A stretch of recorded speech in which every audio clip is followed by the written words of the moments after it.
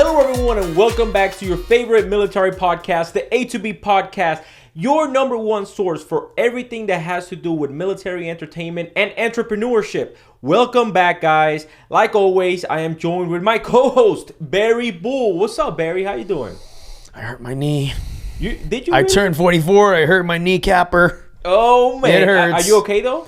It hurts. It hurts. It does hurt. Well, were you doing like a squat or something? What were you trying to do? I was praying. Oh, okay. Is that what you were doing? And I was that's why I was on my knees.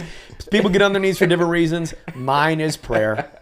Got you. Guys, like always, we bring you guys the guests that you guys want to see. Now, over this last few weeks, I've gotten a lot of DMs saying we need people that are currently on recruiting duty.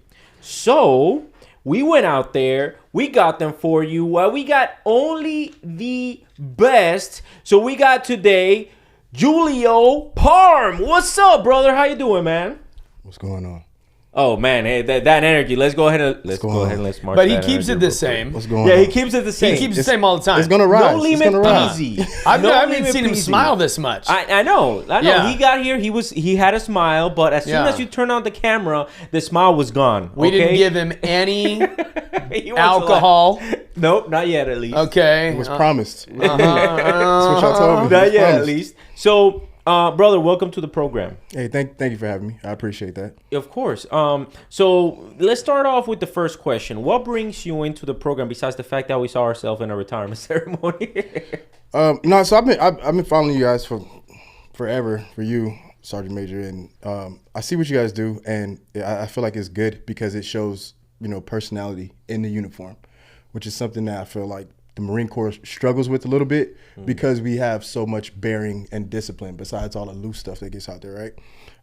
So I think it's interesting what you guys do, and you guys are getting the right people. Like I don't want to give away any names, but what you guys have been doing, you've been pulling the right one. So I'm going to do the best I can to rep the set for recruiting duty. Well, that's why we got you on here, man, because that's why we got you on here. Like we were talking yesterday, and you're the face of recruiting. There was when I first got on social media, there was a lot of other guys, G-Man, and he's retired now. Mm-hmm. Yeah. And I personally, maybe I'm wrong, maybe there's somebody I'm missing. I don't see anybody that's more visible in recruiting in the Marine Corps than you. Hicks, he's out there. What's his handle? Lamont Cordell. Lamont Cordell, Yeah. very handsome guy. Yeah. But not single. So, anyways, Yeah, family man. Family man, yeah. It's funny you say the face of recruiting, right? Because I appreciate that. I hope that's not the case. Face. Okay, cool. People DM me and they will ask me who the angry black man is. Hey, it's me. It's me. Because of the meme, dog. The meme. So I'm gonna tell you how that started. I'll tell you how it started, right? So. I get on recruiting duty, and I'm trying to work and come up with some sort of. We got to generate interest, right? Sure. And where are the kids at? They're all on social media. Mm-hmm. That's where they're at. So I make this meme, and I'm not going to say any names, but I make this meme. I put it out there, and it starts going. Well, another recruiter that has a bigger following than I do clips the meme and puts it on his page. So a bunch of my friends start tagging me and like, yo, dude stole your meme, whatever, right? So I was like, dang. So I commented back to like, dang, that's cool. He could have tagged me. And he said, well, next time you need to learn how to. Okay, he didn't say it like that. Let me not exaggerate. But he was like, you should consider watermarking your content. Yeah. So I was like, all right, cool, no problem. You want to steal my stuff? I'm gonna watermark it with my face. So everything that I put out, my face is on it. Now I hope people don't steal my face and start putting on random stuff. But that's how that started because I would put my face on like in the corner, wherever, so that people knew that it directly came from me. Oh, okay. So that's how that started. And I'm not angry all the time. I know it comes off like that, but nah, that's just my face. Okay. Yeah, it does come off that now, way. I have a couple of questions. Obviously, right now you are currently on recruiting duty. Yes. You are the staff NCOIC for RSS South Sacramento. South Sac. Yeah. Okay. Shout out there to everybody from South Sacramento and Northern California. Let's go. Yeah. Get to work. Yeah, exactly. We need those numbers in by freaking 1800. But anyways, let's get down to the real reason why we're here. Oh, right? no, you don't. And that is to truly know who you are, right? Okay. So where are you from? I'm from Miami, Florida, Dade County. Nice. I was born and raised there, and I came out of RSS Fort Lauderdale. Hell yeah, I was a recruiter in RSS Fort Lauderdale. 6th Marine Corps District? Yep, 6th Marine Corps District. Shout out to the best and only from South Florida, RS Fort Lauderdale. So let's go. Great Marines come from RS Fort Lauderdale. It's funny, and when I'm going to ask you that later on in the podcast, you know, I'm pretty sure if you would have had a choice, would you've considered RS Fort Lauderdale? That's another story. You're just triggering so many things in my mind right now. So originally, I did not want to go back to Florida to recruit. I tried to go to Seattle. I had a by name request in, talked to the sergeant major on the phone at the time. And on mission day, he showed up to BRC, took one guy, walked right past me, didn't say anything to me. And I'm standing there like, you didn't pick me? Like, what? You know what I mean?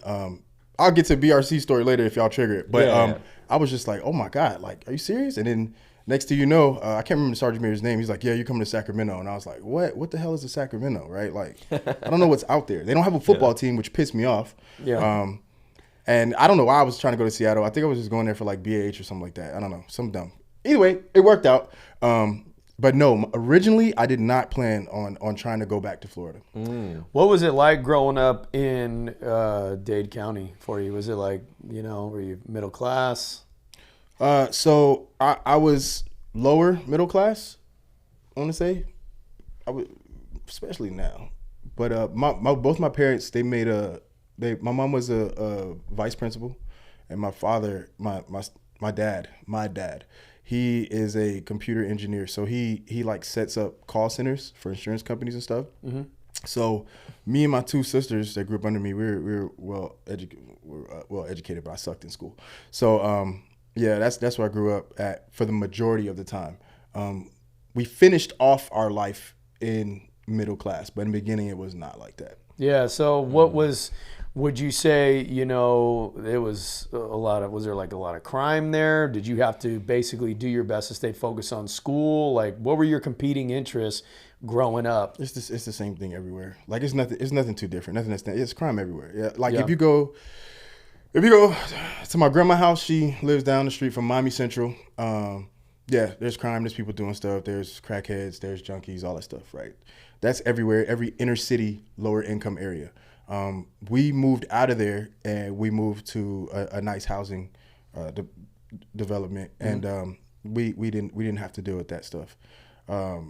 Towards the end, now, like I said in the beginning, my grandparents, they're not moving. They're still there right now. My grandfather owns a barbershop, and I don't know who he's cutting because all his clients, most of them are gone, but he's still there. I think it's a hobby for him now. So no, it wasn't that. I don't want to over exaggerate, say like I grew up in like, I've been to Carroll City, like I've been to the Carroll Marts and stuff like that, but we stayed away from all that stuff. So it's bad. It's bad, but not that bad. How did you run into the recruiter? Did they run into you? Okay, so I went to college. I dropped out of college. I tell this story to high school kids. I went to college, dropped out of college. I went to community college, dropped out of there, and then I worked for 2 years. So this is 4 years after high school. Yeah. So I'm 22 years old. I'm working at Champs. I'm working at Dick's Sporting Goods, and I'm working at the Shell Rapid Lube. I was doing valet parking at the Hard Rock, and I'm doing all these jobs, right? And then one day, my manager at Champs, he just started yelling at me. He's like, "These are messed up, blah, blah, blah." And I was like, "Yo, what the hell?" I was like, "What am I doing?" Right? So I pull out my phone, I go on Facebook, and I see everybody that I graduated high school with walking, like not everybody, but a lot of them getting their degrees. Yeah, degree, yeah. So I'm looking, and I'm like, I've fallen this far behind. Like, I'm selling shoes at a shoe store, and everybody else is graduating, college. So I was like, all right, my aunt and my friend were in my ear about joining the military. Shout out Miss Carol. So I go to the recruiting station, and the first branch I went to was the Air Force. The first branch I went to was the Air Force. Were they there? They were present. They were there. Were they even there? They were there. Oh man, that's a sign from God. I'm gonna take so much heat. whatever. I made it anyway. So went to the Air Force. I talked to the female recruiter there, and she was like, "Okay, you're in shape." I was a unicorn. Like, you walk in, you're good, right? Like, I was smart. I was an alpha. I got a 73. I had nothing wrong with me. We didn't have Genesis back then, so it's not like they could pull anything on me, right? Even then, I didn't have anything, and I was ready to go. So I walk in, I talked to her, I said,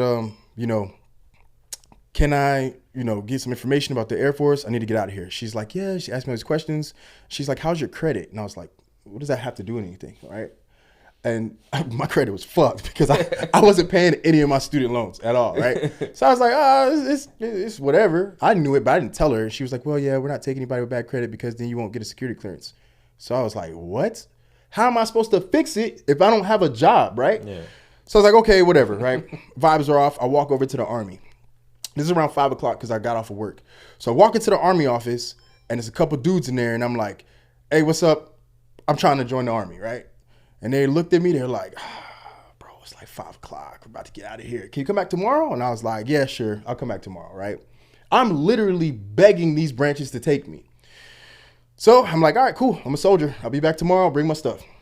I walk out of the Army office, and I look at the Navy. I'm like, hell no, I'm not getting on no boat. That's what I said. Wow. There's a joke to that later. Two mules later, right? I'm like, I ain't getting on no boat, right?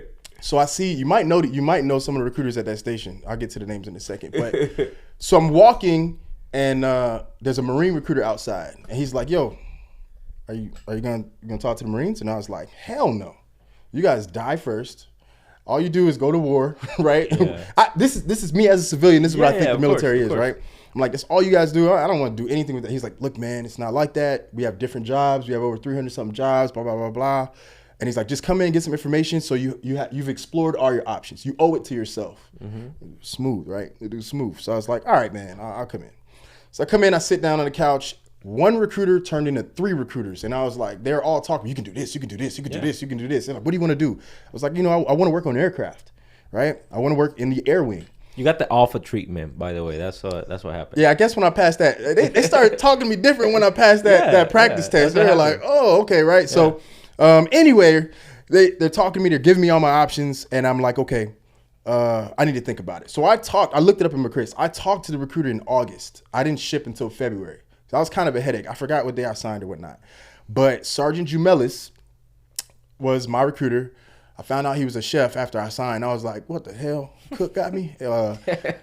Staff Sergeant Cantu and Staff Sergeant. Cantu. Yep. Yeah, I know Cantu. Is he still in? I don't think so. Okay. And Staff Sergeant Andrew.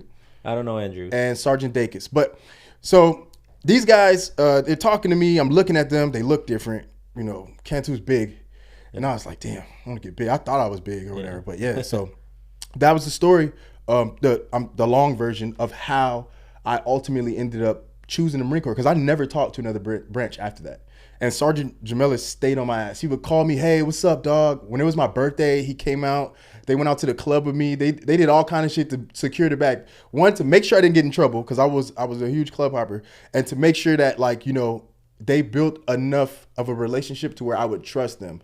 And ultimately, I trusted them, and every other branch that didn't pick me, they missed out on a 13-year vet. So you feel like them being available, communicating, and just showing interest and being there, you think that was the key to success that ultimately pushed you over the edge to want to earn the title Marine?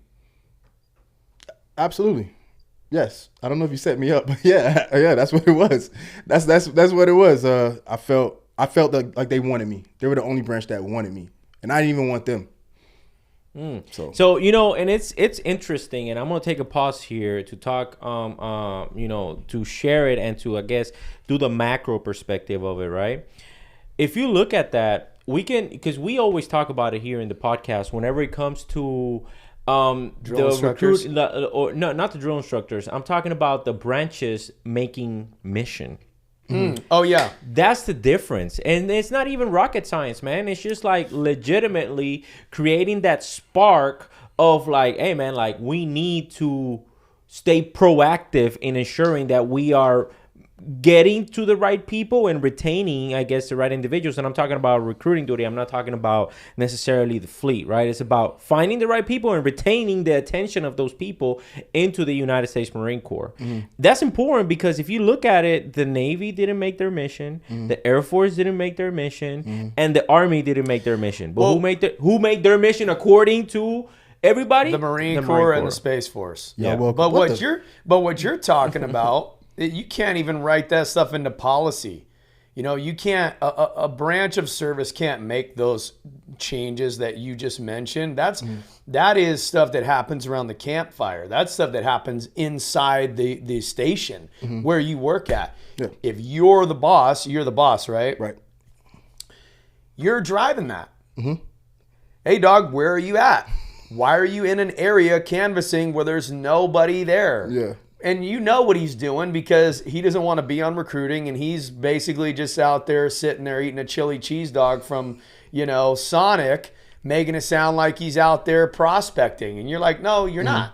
Right? And so what do? As a boss, you have to put these processes in place, ask these engaging questions because you know the name of the game. So at the end of the day, you're going to be putting them out there like, freaking pay me, dude. Pay me, right? How many calls did you make? How many appointments do you have? I don't care what you're talking about. Barry, you sound like you would have been a good recruiter too. Absolutely. Because I was a drill instructor. Absolutely. And that's why absolutely I would have zero to do with You it. can't teach charisma. Nah. Yeah, you can't teach that shit. Nah. But so you mentioned something very important, right? You said that you wanted to work on aircrafts. Yeah. Okay, so what was your contract? So You can talk recruiting terms. I will understand. I hate talk. So I think it's BA now. I don't remember what it is, BA? but I got aviation electrician. Okay. Funny story is, I just told him I wanted to be in the air wing, right? Because I wanted to use the Marine Corps to get a six-figure job out of it. Yeah. Right? So originally he gave me a list of jobs, and I initially signed up for air traffic control, ATC. Yeah, ATC, yeah. Right. So which is totally different. That's a weird community, all in itself. Yeah, high stress levels. Yeah, and that was what my original contract was. So got to Pensacola. I rocked out the school. Bad study habits. Smart. I'm smart. I consider myself intelligent, right? Sure. But I could not sit there and study note cards. Like, I was always the dude. Like, if I understand it, if I get it, I got it. If I had to go and repeat, practice, and do stuff, like, that's where I start to struggle. Yeah. So I failed 3 tests. I remember standing in front of a master, like, please don't drop me from air traffic control. Like, this is why I joined the Marine Corps, blah, blah, blah. I went on 3 academic review boards, and they're like, sorry, man, you can't handle the stress and study habits. I was learning the lingo of how to talk and speak and all that shit, right? So then they're like, yeah, you're going aviation electrician. I was like, what? That was the last thing I wanted to do. Last thing I wanted to do was to be an electrician. Like, that is not a passion. You know what I mean? I can read a schematic. I can shoot wires. It is not a passion to this day. But anyway, so that's how I ended up doing that. And it's funny because that's where the ASVAB is so important, because it's going to tell you what you're probably going to be good at. And that's why it's important. That's something that I push, that I think everybody, if you don't want to join the military, just take it, because it'll give you cheat codes and tell you, like, this is what you're going to have the highest success rate if you're doing a clerical job or that's powerful right there. Even if you don't want to join the military, take the ASVAB, because there's a way that they use, that score to analyze your talent. Well, if you're in a public school, you will have to ASVAB as administer, and we'll talk about that when we go into the high school community college program and all that stuff. But essentially, like, if you're how do you think that public schools receive federal funding? It's because they have to give something in return. And in return, what they get is that, amongst other things, obviously, but one of the many things is you have to take the ASVAB, regardless if you have any interest in the military or not. And when you take the ASVAB, it lets you know, essentially, what he's saying, what things are you actually good for if you even decide to go to college, right? That's how they mask it, I guess you can call it. But in return, what they're getting are the phone numbers and names, and sometimes emails, if I'm not mistaken. Hey, chill out. What you doing, man? What you doing over there? Emails of, I give zero fucks. People. I give zero fucks of the kids. Yeah. Sure. So that's how all of a sudden little Johnny's getting a phone call from Staff Sergeant Parm, and it's be like, how do you get my number? That's how, because high school community college program. We'll talk about that a little bit So more. what year was all this going down where you talked to the recruiter? What year did you join? 2010. Joined in 2010. I left the boot camp February 14th, Valentine's Day, 2011. Valentine's Day. Is there like a significance of that? Did you? Hell no. Was your heart broken? Hell no. Oh man. See, you keep triggering things. My girlfriend broke up with me 2 weeks before, or a month or something before I went to boot camp, and I joined the Marine Corps. Why? Why? Hey, okay. Hold up. Hey, start singing, Barry. Start singing. It was Johnny. She said. That was the love of my life in 2010. Well, was she Hispanic? Was she Latina? Oh, shit! How did I know? How did I know? Hey, I'm from Miami, man. What the hell? What you I know. That's what I said. Okay. Hold on. Right. So she's Latina. Okay. And let me tell you, if she broke your heart that way, there's only 2 types of Latina that does that. Oh my God. It's only 2 types. 2 types of Latina. Tell me if I'm. Look at me in the eyes. I'm scared. Look at me in the eyes. She's either Puerto Rican or Colombian. Oh no, you off. Really? Yeah, you off. What is she? What was she? She was Dominican and Cuban. Oh, she'll cut your ass in a fucking heartbeat. She That's was, like the worst mix of Hispanic. She was females. a hybrid. She was a hybrid. She was soft, gentle, nice. Dude, they kind. have It canceled out. It canceled out. No, because Cubans and Dominicans have like the worst type of attitudes. Listen, that's what I'm trying to tell you. When you combine it, it cancels out. I'm sorry. I'm sorry. Listen, nothing against my Hispanic Latinas or anything like that, but if you're Dominican or if you're Cuban, you know that what I'm speaking is nothing but facts. Now, hold on. I love y'all too. What was her name? God damn, what are y'all doing? Oh my God. You can plead the 5th. That's okay. You can plead the 5th. Nah, I told you I'm I ain't scared of shit. Well, her name was I said it. If the mic didn't pick it up. And now, if there was one thing you want to say to her, what would it be? Oh my God. Dímelo, mamacita. Mamita. Oye. Oye, hacer que volar. I changed. All right. If there's one thing I want to say, I hope you're doing all right. Tell your mom and dad I said what's up, and I appreciate everything your dad and your mom did for me.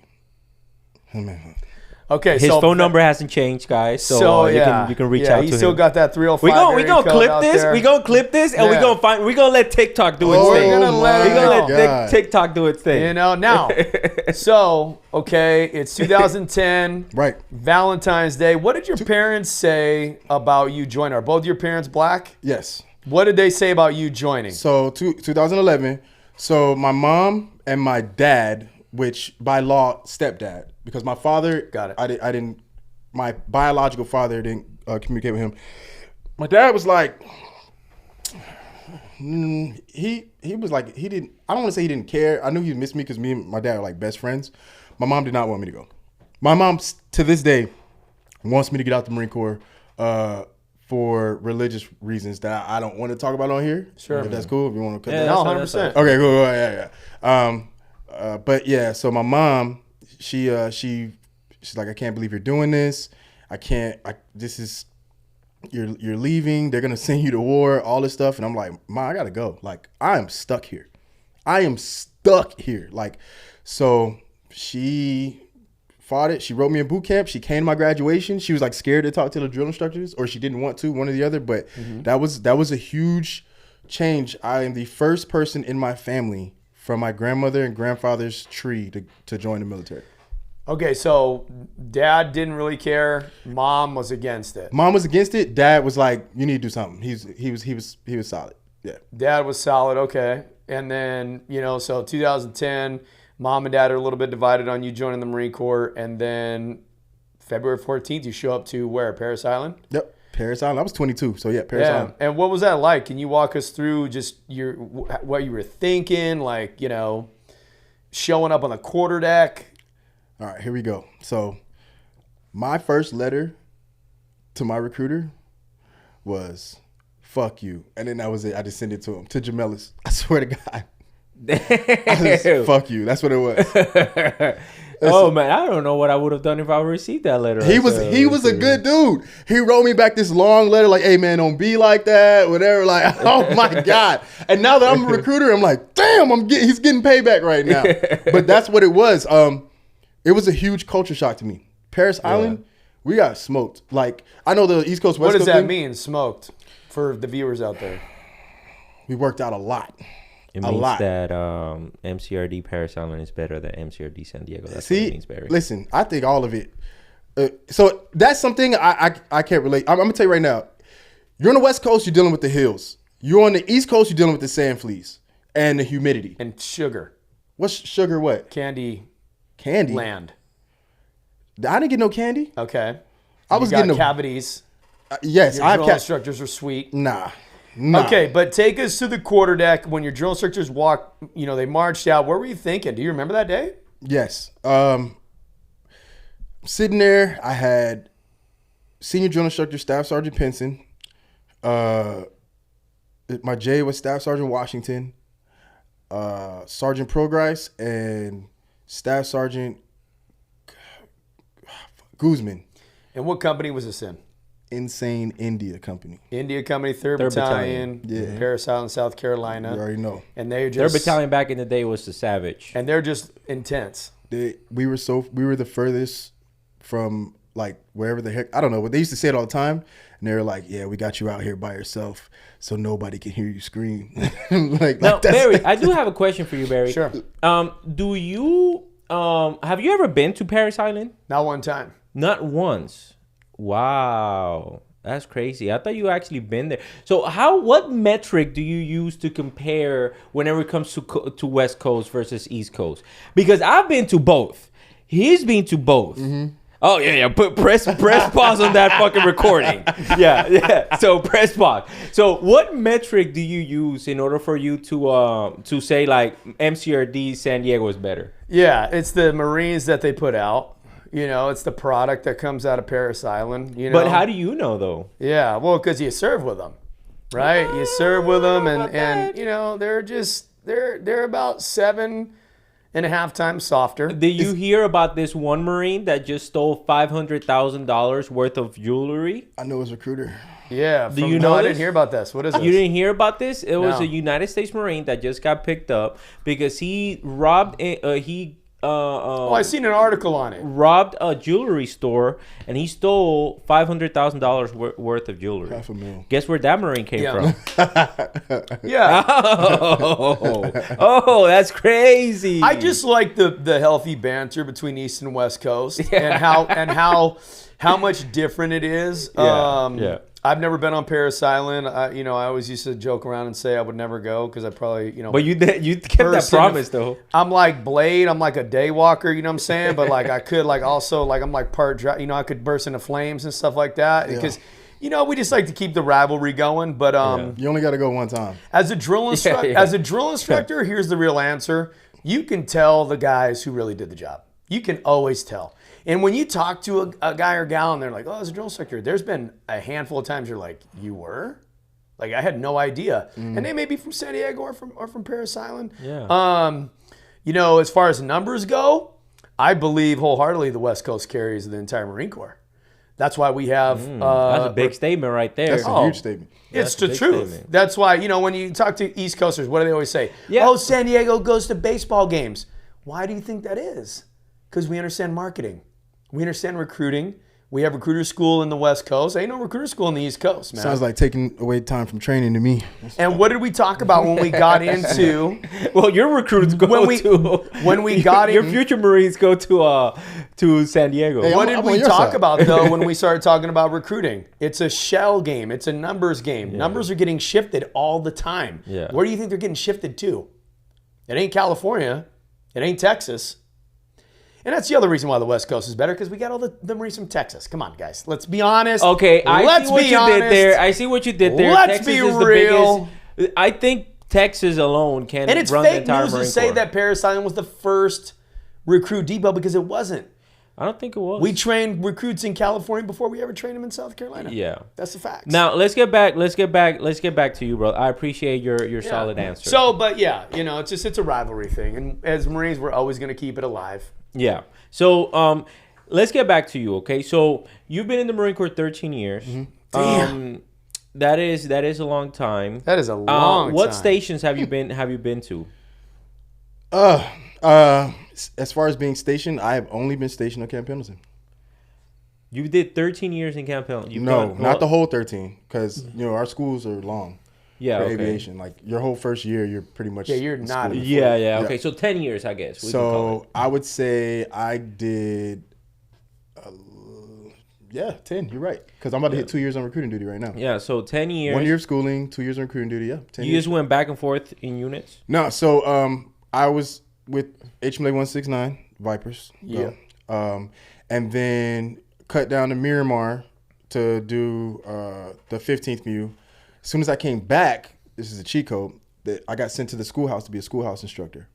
So I was in the schoolhouse from 2016 to 2019. The CNAT, right? Yep, CNAT right there across from the air station. Yeah. And then once I finished my tour there, came back to 169, deployed to They moved CNAT. CNAT used to be on the air station. It used to be on the air station right next to 303. Yeah, we got our own building now, Yeah. So CNAT, the CNAT building is nice. Yeah.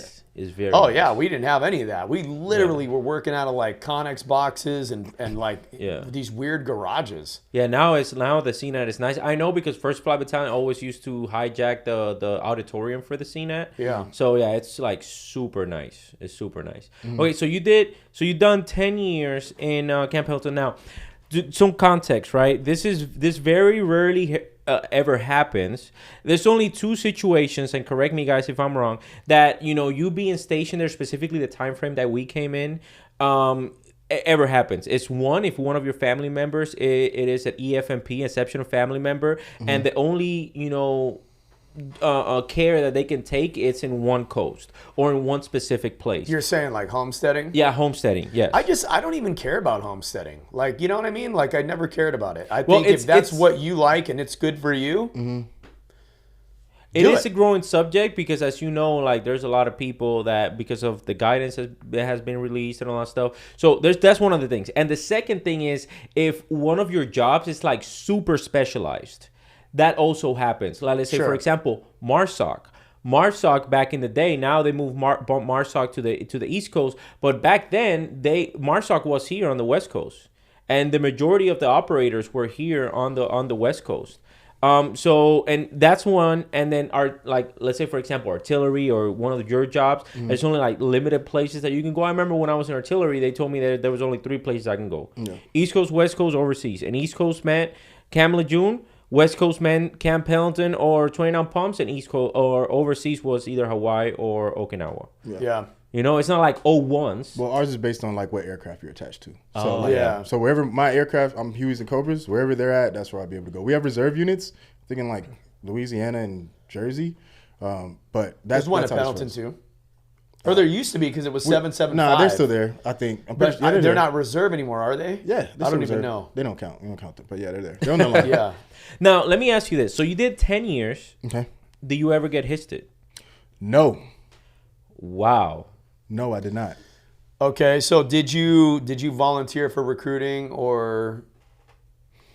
Yes, I put a package in. I made sure that if the Marine Corps is going to get me, I needed to get something out of it. So from the good leadership that I did have, they're like, look, you're a staff sergeant. You haven't done a B-billet or a SDA. Yeah. You're probably going to get histed. So as soon as I got that, I was like, okay, then I had to pick. I had to pick which way I was going to go. Sure. When I was picking SDAs, MCT was still considered an SDA for myself. Why not drill instructor? Why didn't you want to choose to do that? Did that even cross your mind? I felt like I was too old, honestly. If I was going to put my body through that, like, one, already being a McMap instructor and teaching it for 6 years, like, I used to make my guys, like, fight me for their belts, like, for real fight me for their belts. And, like, the elbow, neck pain, knee pain, I'm flat-footed.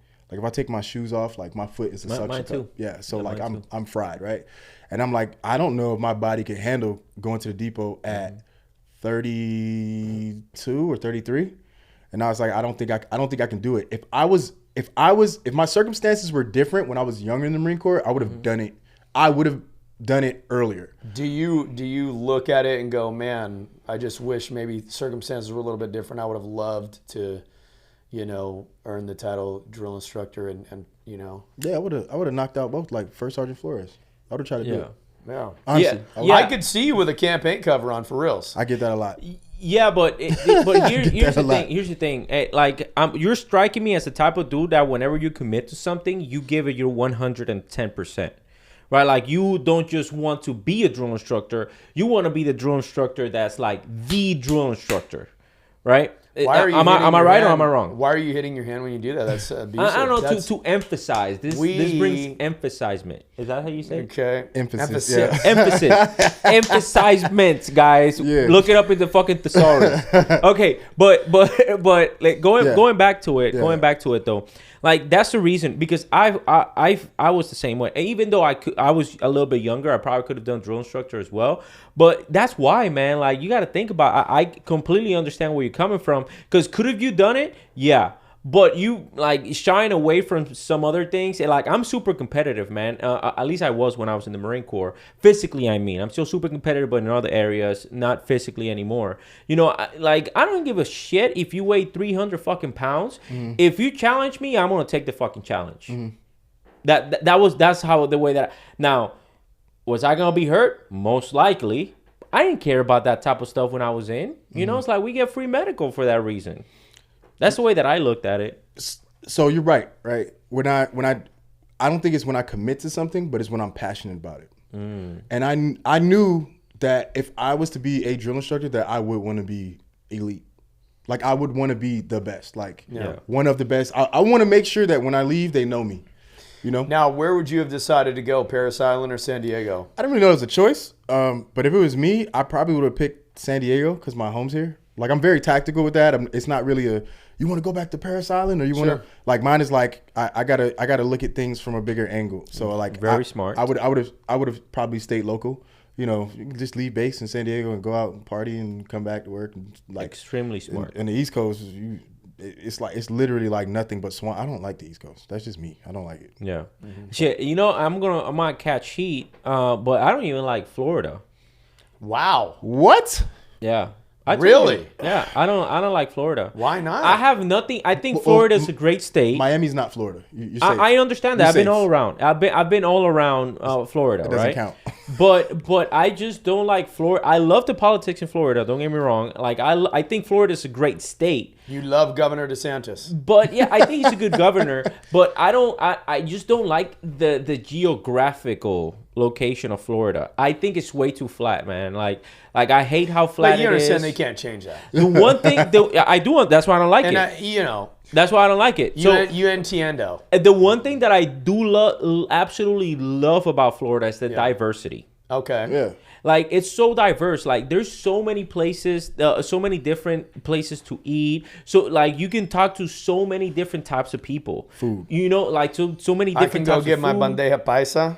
Oh, man, you already know that's one of my things. You already know. Yeah, that's one of my... I actually found a place here in California, get them chicharrones right there, you know what I mean? Yeah. So that's the reason... That's the reason why I love that, but I do understand where you're coming from. And that what I want to touch on is, yes, what you're saying is super smart. Mm-hmm. Because you did the right decision, and we were talking about it off camera a little bit. It's like when you purchase your home and, like, the whole 9 yards. Yep. Like, it was super smart to make a decision like that, because now you are planning ahead, not only your career-wise, but also your finances, right? Yes. So it's super smart, the decision that you would have made if you were decided to stay as a drill instructor. However, you were not a drill instructor. Mm-hmm. You decided to become a United States Marine Corps recruiter. Yes. 8411. Yes. Okay. Guys, we're going to be talking about what made him become a United States Marine Corps recruiter in the part 2 of this podcast. So make sure that you guys like, share, and subscribe to all of our social medias to keep the most up to date with all the information and the most relevant information to you. Barry, where can people reach out to you at? You know where to find me at. Instagram at Bull5277, TikTok at Bull52772. Click the link in the bio. The call is free, and the change will last you a lifetime. Julio, where can people reach out to you, brother? Hey, I'm not hard to find. That's all I have to say. I'm not. Technically, he's not hard to find because his handle is going to be right there at the bottom. Oh, man. All right, guys. So I'll see you guys in part 2. It's going to be somewhere around here. I'll see you guys in the next one.